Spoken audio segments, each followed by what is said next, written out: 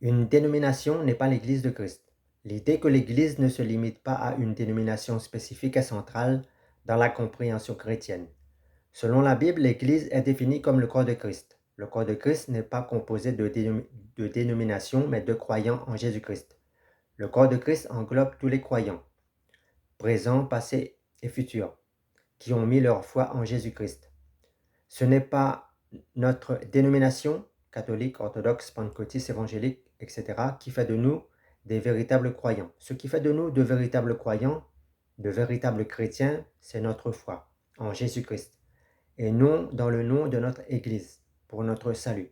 Étymologiquement, le mot Église vient du mot grec ecclésia, ce qui signifie assemblée ou appelée hors d'eux. Être dans l'Église, corps de Christ, signifie que spirituellement, on n'est plus dans le monde, c'est-à-dire que les valeurs du monde en nous a été remplacées par les valeurs de Christ, de Dieu en nous. Église universelle ou Église locale. L'Église universelle comprend tous les croyants, indépendamment de notre affiliation à telle dénomination. Elle est décrite dans des passages comme 1 Corinthiens 12, verset 13, affirmant que tous les croyants sont unis dans un seul corps, par l'Esprit. Unis dans un seul corps et non unis dans des multiples dénominations ou des multiples corps. L'Église locale représente des groupes spécifiques. Par exemple, les catholiques, les évangéliques, les pentecôtistes sont des églises, sont des manifestations de l'Église universelle. Pour les catholiques, l'Église universelle, c'est l'Église catholique, alors que selon 1 Corinthiens 12, verset 13, l'Église universelle, c'est l'Église qui unit les croyants par la foi en Jésus-Christ. L'Église locale permet aux membres de se rassembler pour l'édification mutuelle et le culte. Si je devais prendre une image, je dirais que l'Église universelle, c'est l'État, gouverné par Christ. Et les églises locales sont des régions, dirigées par des pasteurs ou des prêtres, mais toujours sous l'autorité de Christ. Le terme Église de Christ n'indique pas une dénomination, même si certains pères de l'Église ont attribué ce sens au mot catholique. Le mot catholique signifie bien universel, mais pour les catholiques. Le mot catholique désigne en réalité l'Église universelle, alors que pour les non-catholiques, le mot catholique fait plutôt référence à l'Église catholique romaine représentée par le pape.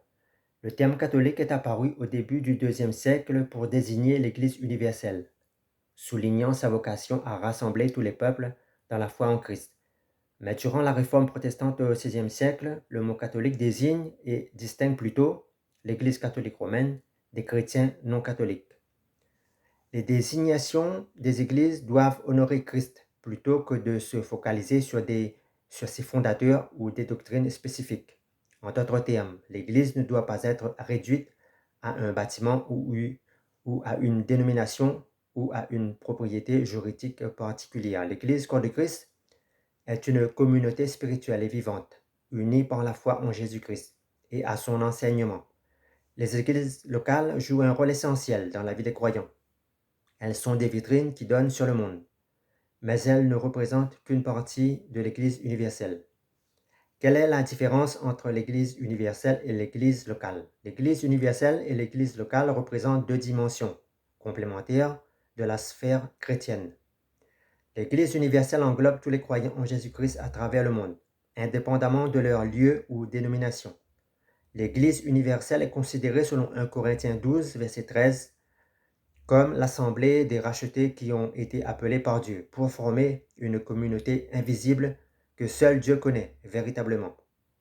Elle inclut tous les croyants de tous les temps, passés, présents et futurs, et est parfois qualifiée d'invisible car elle ne se limite pas seulement à un lieu physique ou à une organisation spécifique.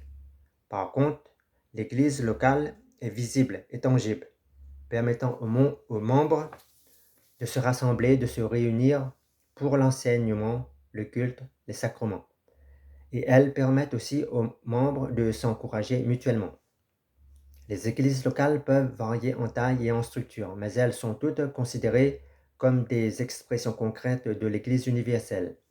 Chaque église locale reflète une partie de l'Église universelle. Quels sont les principaux textes bibliques qui parlent de l'Église universelle? Dans Matthieu 18, verset 18, Jésus dit « Je bâtirai mon Église », soulignant qu'il s'agit d'une seule entité. Jésus n'a pas dit que c'est Pierre ou les apôtres qui allaient bâtir son Église, mais Jésus dit clairement que c'est lui le bâtisseur de son Église. Jésus a commencé à bâtir son Église sur des colonnes de fer, c'est-à-dire les apôtres. Dans Éphésiens 3, versets 10 à 11, décrit l'Église comme un corps, où tous les croyants sont unis pour manifester la sagesse de Dieu aux puissances célestes. Les églises locales peuvent se diviser et c'est regrettable. Mais l'Église corps du Christ universel est indivisible. Selon Colossiens 1, verset 18, Christ est présenté comme la tête du corps qui est l'Église universelle, mettant en avant son rôle central dans cette communauté spirituelle et intergénérationnelle. Selon Hébreux 12, verset 23, l'assemblée des premiers-nés inscrits dans les cieux symbolise l'ensemble des croyants réunis au ciel. Au ciel, il n'y a pas de protestants ou catholiques ou évangéliques. Au ciel, il n'y a que des enfants de Dieu. On ne devient pas enfant de Dieu parce qu'on est catholique ou protestant. On devient enfant et disciple de Christ par la foi en Jésus-Christ. Ce n'est pas l'Église qui fait de moi un enfant de Dieu, c'est ma foi en Jésus-Christ qui fait cela. Je peux fréquenter toutes les églises, toutes les dénominations possibles, mais si je ne crois pas en l'œuvre achevée de Christ, si je renie Christ comme Seigneur, comme l'auteur de mon salut, alors aucune église ou dénomination ne pourra me sauver. Quels sont les principaux rôles de Jésus-Christ dans l'Église universelle? Les principaux rôles de Christ dans l'Église universelle incluent son rôle comme chef suprême. Christ est la tête de l'Église, dirigeant et contrôlant son édification, sa sanctification et sa vie, selon Colossiens 1,18, Éphésiens 1, versets 22 à 23. Jésus est le sauveur et médiateur. Il a offert un sacrifice pour le péché, servant ainsi d'intercesseur entre Dieu et les hommes, selon Romains 8, verset 34 et Hébreux 7, verset 25. Christ est un roi spirituel. Christ exerce une royauté spirituelle sur son peuple, en nous guidant par sa parole et par son esprit, selon Jean 18, verset 36 à 37 et Actes 2, verset 30 à 36.